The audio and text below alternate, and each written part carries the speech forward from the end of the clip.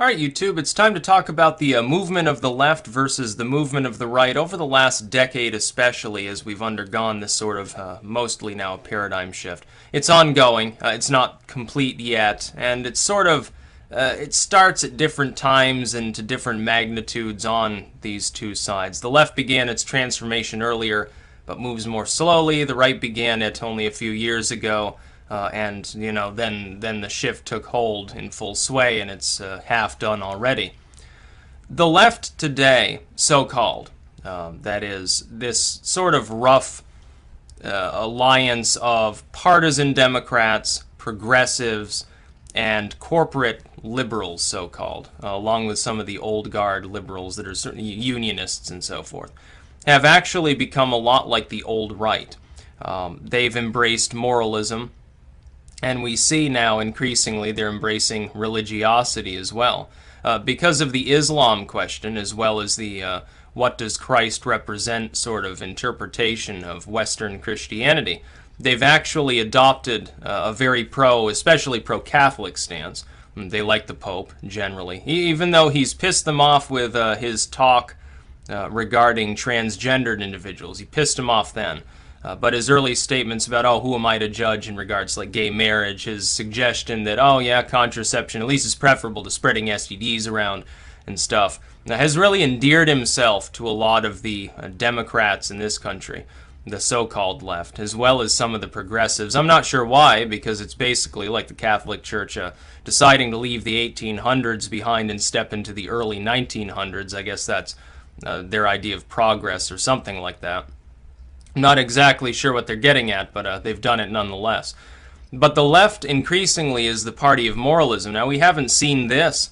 We haven't seen sort of the Democrats and pro-post-federalist sort of groups, those that want increasing and big government. They pretend they want it for social progress. It's really about more control, more centrality in the government. We haven't seen the sort of fusion that we're seeing now since the Temperance era. In the Temperance era, if you don't know anything about the history of that time period, who was pushing prohibition? Who were the people pushing the moral laws in that time period? One was the clergy. The clergy pushed them because they saw it as a social ill.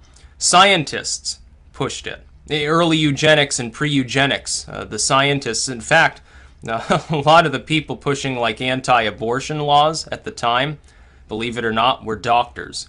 They were tired of performing them, essentially. They were tired of the fact that back then it was primitive and a lot of people died on the slab, so to speak, so they were part of that as well. And feminists, suffragettes, early wave feminists were part of this general movement. Give the government more power. They didn't want their husbands or boyfriends to chew tobacco, to drink. They wanted them to be clean-shaven and have the nice job and to care for them and pamper them and so forth, to be upstanding Christian men. And it fused religion with what they felt was social progress into one. It meshed them together as part of a general leftist social movement. I think people who look at evangelism, they forget that the early fire and brimstone evangelists on this side of the Atlantic Ocean were really a bunch of liberals. They had nothing to do with this fake conservatism like the neocon era. That's all corporatism once the church becomes a big business, essentially. Before that, all the stump preachers were talking about the government should be empowered to ban alcohol. The government should be empowered to ban drugs. The government should also be empowered to encourage the suffragette movement. I guess their idea was that if women could have jobs, own property and stuff, they could pay tithes too. And they saw men, the sort of wild men of the late 1800s, the tobacco-chewing, drinking men, as less likely to contribute. They figured, well, if we let these women clean their men up, their men will work harder, make more money, they'll tithe more, they'll go to church, they'll be more moralistic in their sentiments. And so everything will just sort of work out on the monetary end for us. The society, the sidewalks will be cleaner and people's clothes will be cleaner. Stuff like that. It'll be a nicer society, a more polite society. Didn't quite work out that way, but that was the general thinking at the time. We see the same thing now happening today.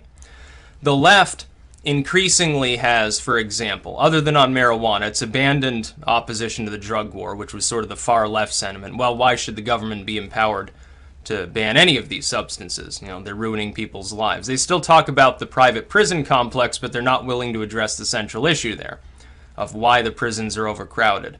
The corporations that are involved with that complex, they fund Democrats too, and in fact they fund outright progressives often, because they realize if they make that switch, if they get away from throwing potheads in jail, who are they going to throw in jail to be slave labor next? The next wave of slave labor, maybe it's people who are bigoted or intolerant or something like that. They have the wrong views, they have wrong think or something along those lines. Essentially, I think what their plan is. But we see third wave feminists have now amalgamated together with post-hippie leftists, with sort of the corporate left, as well as with religious leaders, both in Islam and Catholicism. Not so much the Protestant faith, and kind of Judaism, but really on the left you're getting more secular Jewish individuals, and the orthodoxies, like some of them are such hardcore conservatives, but also pacifistic, oddly enough in some cases. Such hardcore conservatives are like, no, leave us alone. We don't just want a Trump wall, we want like 5 Trump walls or something like that. And we want 10 more of them in Israel. It's like totally insular, total isolationism or something like that. Makes no sense on that end either, I'll have to say in all honesty, in my opinion. But the left is fusing the same groups that it used during the temperance movement. It's attempting to enforce moralism. The moralism has simply changed. It's embraced religion. It's just the religious sort of groups happen to be different. The Catholics weren't the ones driving temperance. It was the Protestants. Now the Protestants are rock-ribbed conservatives. They don't believe in that necessarily. Supposedly want to scale back government. Some of them do. Some of them just want to maintain it at its already bloated level. The moralism, though, now is coming from the left. Even a couple of decades ago, I was aware of the world at the time. Moralism came from the right wing, saying we need to ban gay marriage and gay behavior. We need to ban these atheists from holding public office. We need to ban people from having anything other than a Christian nativity. We need to force businesses to say Merry Christmas instead of Happy Holidays. We need to keep drugs illegal, probably make them more illegal, and all of these things, all of these moral laws that were designed to enforce sort of what they felt was a proper reigning American culture, they came from the right wing. Now, though, in the age of social media, the left got left behind. They're now the regressives. They're now technically conservatives after the fashion that they cast, older, the neocons for decades. Under the same sort of principles they labeled them, they now shall be labeled. They're the old guard now, and they've become the moralists. They just happen to disagree on what American culture represents. Their idea of Americana, of moralism, is we're open to everyone, we're a melting pot with open borders. No intolerance whatsoever, ideological intolerance, legal intolerance, social intolerance, doesn't matter. It has to be at least cracked down on in the moral sense. If not outright banned, we should probably drag people to prison for wrongthink or something like that. I find myself increasingly solely targeting the left, not because I changed my ideologies, but because the left became the new moralists. This rise of the new right is not predicated on a bunch of people getting together and deciding that neoconservatism was cool, or that the Republican Party was cool. It's because the left are the ones that want to censor online speech, largely. There are right-wing groups that want to do that too, and certainly neocons, which are the same thing as the neoliberals, sort of a crossover centrist group of sorts, corporatists. The left are the ones that want to censor that want to regulate online speech, centralize it, make it easier for governments to slap down critics, make it easier for social progressives to promulgate their material in a vacuum, in an echo chamber. They're the ones that now go after the drugs increasingly. We see there are now a few so-called right-wingers, somebody like Rand Paul, that are actually considered fringe even among the Democrats on these issues. He's like, oh, well, we should just decriminalize all these substances, let the states handle it, and maybe just not even let that happen, just let people handle it on their own as individuals. And even the Democrats are like astonished at this. Oh, society will fall apart. They're the ones that now invoke Jesus more than the right wing did. The right wing maybe 10 years ago, it was Jesus this, Jesus that, oh, these atheists, it's a problem, all these other groups, it's a problem, we're a Christian nation, blah, blah, blah, blah, blah. Now it's the left doing that. Jesus was a refugee. Jesus was a foreigner. Jesus would have loved the poor enough to give them welfare at the state level somehow, or something like that. He actually liked, according to the myth, he liked private charity, not state charity, but it's a different issue entirely. So they're the ones that invoke Jesus and Allah and what the Pope said yesterday and stuff like that. They're the ones now that want men to clean up their act. Again, temperance era. A bunch of liberals and feminists get together to tell men how they should and should not act. You shouldn't be chewing tobacco. You shouldn't be drinking. Shave your friggin' beard. Shave your long hair. We want manliness to be short hair and a smooth face, and an extreme ascetic lifestyle and celibacy before marriage and all of these other things. And you're going to provide for your woman, and you're going to give 10% to the church, and you're going to be an upstanding Christian citizen. Now they've redesigned what it means to be manly again. Now they say, oh, it's actually, you should be proud to be a literal cuck. This is actually a thing among some of the far left. Oh, I'm a proud cuck. It's a good thing. It's the intellectual fetish or something like that, they say. Men should be silent, more or less, on a variety of social issues. They should feel guilty. They're responsible for many things. And before, where the left on the race issue said, well, black people, and we've got the race question. Steiner touched on this not long after sort of the temperance era begins into the literal prohibition era. Steiner weighed in, said, oh, we need to answer the race question, and the cult was totally overlapped with this, but spirituality was heavily intertwined with what went on. It is today as well, in the new wave of moralism on the left. That's why they're invoking Jesus all the time, or talking about Wicca, or to save the whales sort of stuff. They said we need to solve the race question, and back then that question to them was, how are we reconciling the actions of groups outside of European diaspora? Now the race question of the left, in association with the same religious zealots and the same feminists that were around a century ago, their new race question is, what do we do about toxic masculinity and specifically in relation to white males or something like that? It's the same thing. If you've studied history, then you know exactly what's happening right now. If you've studied the temperance era, not even in any degree of depth, it'd take you an afternoon to read up all about these things. You'd find, much to your astonishment, that virtually everything that's happening right now among the social justice warrior elements of the left, in partnership with their chosen religious figures, in partnership with the corporations, the moneyed folks that back their campaigns and their activism, so-called, and stuff, it's an exact doppelganger of everything that happened during the temperance era. History is literally repeating itself. And into this sort of equivalent of the 1910s, 1920s period, you're also getting a right wing that is beginning to now encroach upon Calvin Coolidgedom and begin actually attempting to reign in government. And we probably will thus, because everything else is fucking repeating itself. We see the same situation in Europe that we saw at the time.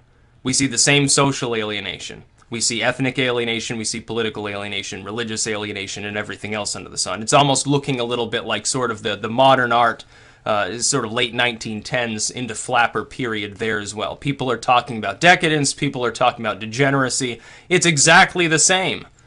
We're locked in some weird fusion of the 1910s through the early 1930s right now. When we look at Europe and the political movements rising up there, they're almost invariably, the center's collapsing everywhere in Europe. Just like it did in the late 20s through the 1930s, before the Second World War, before the true wave of eugenics, the late stage began. Everything's the same. We're on repeat, we're looping around, we just have different technology this time. Everything is the same as in that period. Here in the United States and over in Europe, it's the same in Asia too. The rise of some of these movements are beginning to, astonishingly, resemble the same thing that happened before. Look at what Duterte is doing in the Philippines. And some of the nationalistic style of movements there, as people tried to approximate the outside world that they had just encountered, the Europeans and stuff, to try to safeguard their cultures, they're adopting the same methods that they did 100 years ago. It's the same thing. And the left is doing the same thing here that it did before. Now, long term, does it succeed? The temperance movement technically succeeded and very quickly burned itself out because it was quickly realized it didn't solve drunkenness, and it was vastly unpopular with people who did want to have the occasional drink. People started fighting against it almost as soon as Prohibition was passed, and it didn't last very long. The drug war was a more long-term, tangible impact of that as they began banning various substances. Of course, with the reefer madness sort of propaganda. I wouldn't be surprised if that comes back too. We do see it. We see the propaganda now regarding this, like the third-hand smoke and stuff like that with tobacco could roughly be seen to approximate sort of the reefer madness stuff of the 1910s and 1920s. It could be seen to approximate that. Are we headed for another world war then in another decade or two? There are plenty of people who think that that actually is a possibility. You look at the situation between the US and Russia. Yeah, it could happen. Only this time around we have nuclear weapons, so it'd be a little bit more dangerous now, wouldn't it? Hopefully the presence of MAD holds this off into proxy war territory instead of direct conflict. So yeah, a lot of people suffer and die, but the entire world isn't destroyed. But then again, there are people who think that that's the only solution. We're repeating ourselves. We're somewhere in the 1910s through the 1930s. It's impossible to put a specific date on what we're exactly repeating.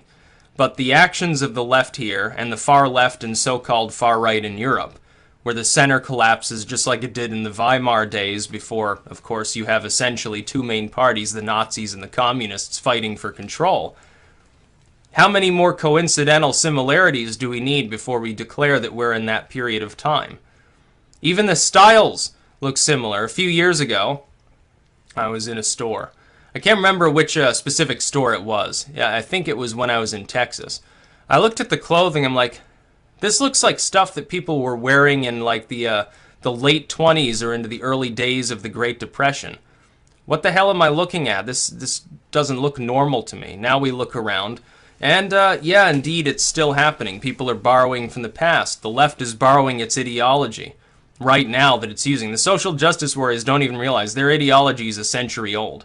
The fusion model that they're creating in their sort of overarching social system that they're trying to use to suppress opinions that they disagree with is essentially the same as what people were doing multiple generations ago, around the time of the First World War, or thereabouts. We could say that we're kind of in a world war right now. You look at the situation in the Middle East. Is it dicey enough with enough foreign powers involved that it kind of approximates that on a regional scale? Hell of a lot of refugees pouring out of these regions, so maybe that began around the time of 9/11 or thereabouts when we started invading. Now Russia and China are involved, all these other states, the European powers are involved. Looks like a world war to me, just one that's more limited because nobody wants to deploy their nukes or something like that. They don't want to directly attack one another for their differences because they know it'll begin ending the world. But yeah, the left have adopted basically the temperance movement. They're trying to tell men how to live. They're religiously, increasingly, they're more and more religious, or spiritual, you could say. They're certainly more moralistic over time. They've dropped most of the social progressivism in favor of just advocating more statism. Every single hallmark that could possibly be said about, again, sort of the pre-prohibition era. That's about all. Peace out.